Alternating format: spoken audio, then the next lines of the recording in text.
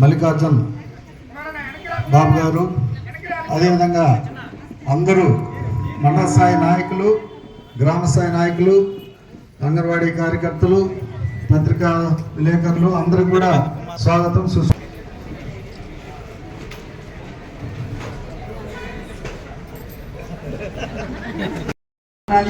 ఉంది 3 మండలాలకు గాను ఈ మండలం చాలా పెద్ద మండలము.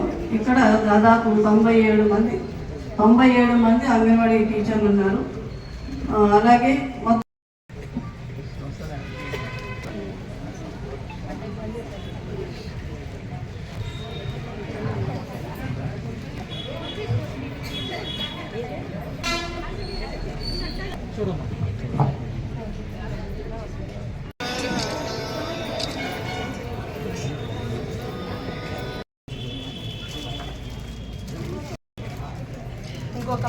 గంటా మల్లికార్జున కూడా వేదిక మీదకి రావాల్సిందిగా కోరుతాం. వ్యతిరేకంగా ప్రతిజ్ఞ. బాల్య వివాహాలు ఒక సాంఘిక దురాచారం మరియు నేరం. బాల్య వివాహాలు బాలికల విద్య, రక్షణ, వారి కలలను సాకారం చేసుకునే అవకాశాలను దూరం చేస్తుంది. అందువల్లనే కుటుంబం, నా పరిసరాలు, నా గ్రామం మరియు సమాజంలో బాల్య వివాహాలు జరగడానికి చేసిన ఏ ప్రయత్నాన్నైనా పంచాయతీ మరియు ప్రభుత్వ అధికారులకి, సిడిపిఓ గారికి, ఎంపీడీఓ, అదర్ ఆఫీసర్స్, అంగన్వాడీ అక్క చెల్లెళ్ళందరికీ, అక్కలు ఎవరు లేరు, అందరూ చెల్లెళ్ళే, నాకంటే పెద్దోళ్ళు ఎవరు సార్. మీ అందరికి నా హృదయపూర్వక నమస్కారాలు. మొన్న అక్కడ ముత్కూరులో కూడా ఇవి డిస్ట్రిబ్యూట్ చేయడం జరిగింది. మొత్తం మీకు ఒక్కొక్క మొబైల్ 14,000 రూపాయలు. ఈరోజు 3 మండలాలు 224 ఇంటూ 14,000 31,36,000. 5 మండలాలు సర్వేపల్లి 379 53,06,000.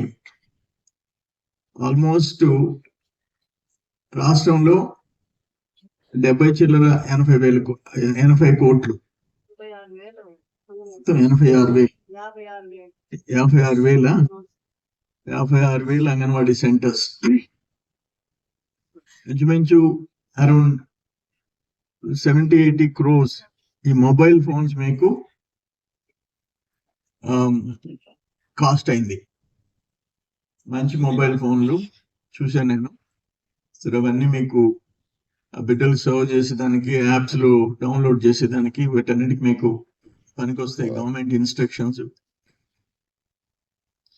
ఒకటి ఏంటంటే, మీ అదృష్టం, ఎవరైనా ఆ తల్లికి 1-2 బిడ్డలు ఉంటారు, వాళ్ళకి తల్లి. మీరు 10 మంది 20 మందికి బిడ్డలకి తల్లులు మీరు, వాళ్ళతో సమానంగా అదృష్టం మీకు కలిగింది. సో వాళ్ళని కడుపులో పెట్టుకొని చూసుకోవాల్సిన బాధ్యత మీది. నేనేమంటాను,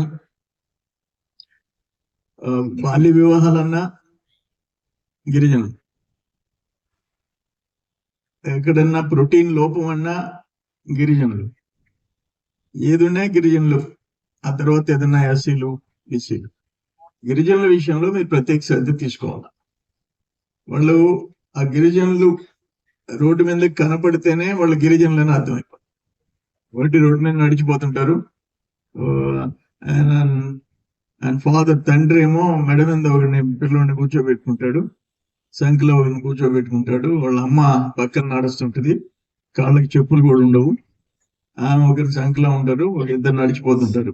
కనీసం 4-5 బిడ్డలు పెట్టుకొని రోడ్డు మీద చెప్పులు లేకుండా నడిచిపోయేవాళ్ళు ఎవరంటే గిరిజనులు. వాళ్ళకి ఆ కళ్ళల్లో ఆ విటమిన్ లోపం కనిపిస్తూ ఉంటుంది. ఎందుకంటే వాళ్ళు ప్రోటీన్ ఫుడ్ తినకుండా ఏదంటే అది తినేసేసి బాల్య వివాహాలు 16 ఏళ్ళు 15 ఏళ్ళు పెళ్లిళ్ళు చేసుకొని ఇవన్నీ చూస్తున్నాం. సో ఈరోజు ఈవెన్ ఆంధ్రప్రదేశ్ అనండి, భారతదేశం ఇల్లిటరేట్ లో 90% ఎవరంటే ఎస్టీలు. అమాయకులు ఎవరంటే ఎస్టీలు.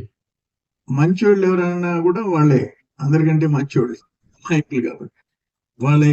ఇప్పుడు ఎటువంటిదంటే వాళ్ళ తీరు, సర్వేపల్లిలో ఒక 6 ఎకరాల 30 సెంట్లు 7-8 మంది గిరిజనులు, అది వాళ్ళది 35 లక్షల లెక్కన రెడ్డి గారు అమ్మేశారు. వాళ్ళని పిలిపించాను లాస్ట్ గవర్నమెంట్, ఆ గవర్నమెంట్ లో. ఇప్పుడు వాళ్ళపై కోర్టుకు స్టే తెచ్చుకున్నారు, దాని ఫైల్ నడుపుతున్నాం అవతలోడు. సరే మీ పొలం అంటే మా పొలం అయ్యా, ఏం చేసావు? ఆ రెడ్డి అడిగాడా, సంతకం పెట్టమంటే పెట్టాం. కాగితాలు ఏమైనా ఉన్నాయా? రెడ్డికి ఇచ్చేసాం. కాగితాలు రెడ్డికి ఇచ్చేసాం, ఆ సంతకాలు ఎడబెట్టమంటే పెట్టామయ్యా. ఎందుకు పెట్టారు? మాకేం తెలుసయ్యా, పెట్టమన్నాడు. ఇంకా ఇండిపెండెన్స్ వచ్చి ఇన్ని సంవత్సరాలు అయితే వాళ్ళ గిరిజనుల పరిస్థితి చూస్తే దారుణం. మనం ఎలక్ట్ అయిన తర్వాత, నేను ఎలక్షన్లప్పుడు చాలా మంది ఆధార్ కార్డులు ఏవయ్యా అంటే, షిక్స్ కళ్యాణ మండపంలో ఒక స్పెషల్ క్యాంప్ పెట్టాం. కలెక్టర్, పీడీలు అందరూ కంప్లీట్ జిల్లా అఫీషియల్స్ ని పిలిపించారు.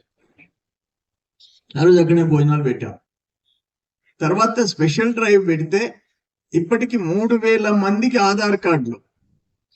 ఆధార్ కార్డు అంటే నువ్వు భారతదేశంలో ఉండావు అనే సాక్ష్యం కావాలంటే, నువ్వు ఇండియన్వి, భారతీయుడివి అని అంటే ఆధారం ఏంటి? ఆధార్ కార్డు.